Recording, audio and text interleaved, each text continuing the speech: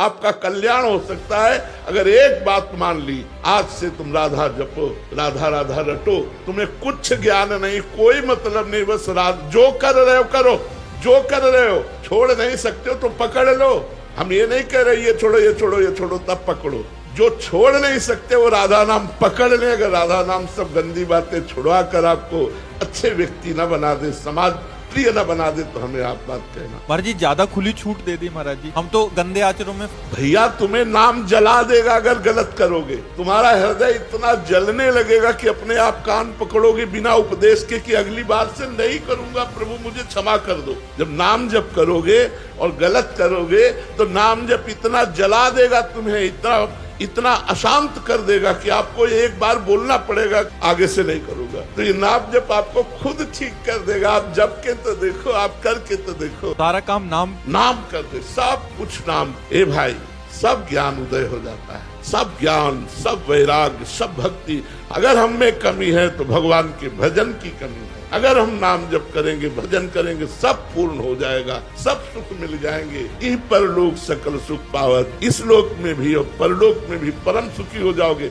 और कोई पैसा नहीं लगता। बहुत जन्मों से हमारा मलिन मन है, साफ करते करते हो सकता है फिर कोई छींटा लग जाए, फिर कोई गंदगी लग जाए। एक दूसरे के हाथ में मिला के चलो, बड़ा फिसलन वाला मार्ग है। अगर कोई गिर रहा है तो हमें चाहिए कि 4 लोग मिलकर उसे संभालें और उठाकर आगे बढ़ाएं। ऐसा नहीं है कि गिर रहा है तो 4 लोग मिलकर चाल लाते हैं और मार दो कि दलदल में चला जाए। गिर रहा है तो उसे उठाओ, उसे उठाकर आगे बढ़ाओ, तो भगवान तुम्हें गिरने नहीं देंगे। अगर तुमने भगवान का भक्त मानकर कोई गिर रहा है और उसे समझाकर बुझाकर चारों तरफ से घेर कर बचा लिया, माया का तूफान आया, तुम्हें भगवान बचा लेंगे। तुम्हारा पक्ष भगवान लेकर तुम्हारा कल्याण कर देंगे। एक भगवान की ही शरणागति ऐसी है जिसमें हम निर्भय हो सकते हैं, नहीं तो और कोई भी साधना कर लो उतना ही फल मिलेगा।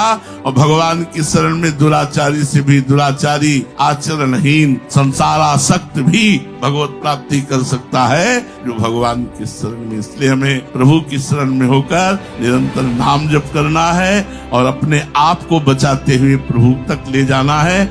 और जहाँ हम बच ना पाए वहाँ रोएं और प्रभु से पुकारें कि हे दीनानाथ मेरी रक्षा करो, वही रक्षा करो।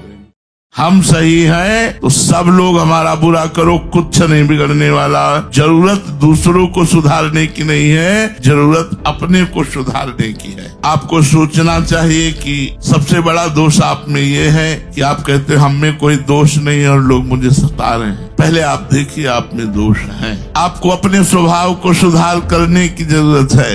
आपका स्वभाव ठीक नहीं है। दूसरों में दोष दर्शन, अपने में गुण दर्शन, ये देहाभिमान का लक्षण है। अगर आप सुधार की गुंजाइश रख पाए तो आप सब समस्याओं से बच सकते हैं। अपने को सुधारिए। आप में सबसे बड़ी कमी है कि आप छोटी सी बात को पहाड़ बना लेते हैं और उसे दुख बनाकर, मतलब व्यर्थ ओवर चिंतन करके, ओवर थिंकिंग, ज्यादा सोच करके, और उसे बहुत दुख। अरे जिस समय तुम दूसरे के विषय में सोच रहे हो उस समय आप भगवान का चिंतन क्यों नहीं करते? जिस समय आप दूसरे के कि ये आदमी हमको ये बोला, ये आदमी हमको तिरस्कार किया, ये हमारी निंदा की, उस समय भगवान का चिंतन क्यों नहीं करते?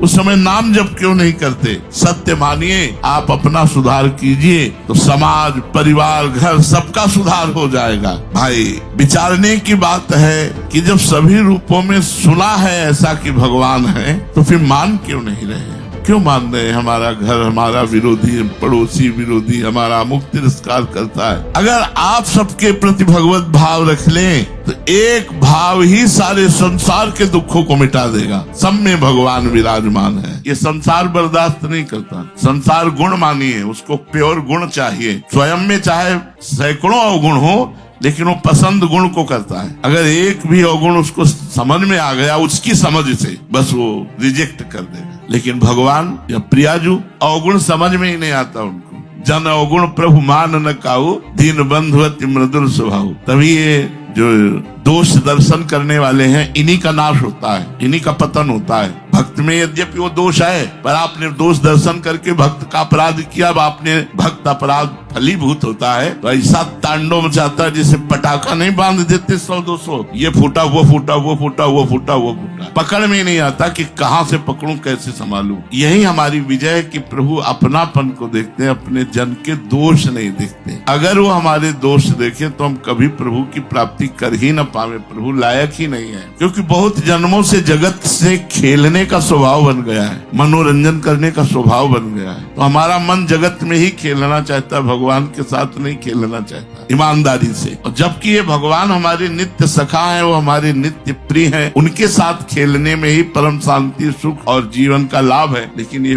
मूर्ख मन मानता ही नहीं, ये संसार के साथ खेलना चाहता है। जो सब दगाबाज पाए जान जगत में सब जन कपटी कुटिल कलयुगी तंचु।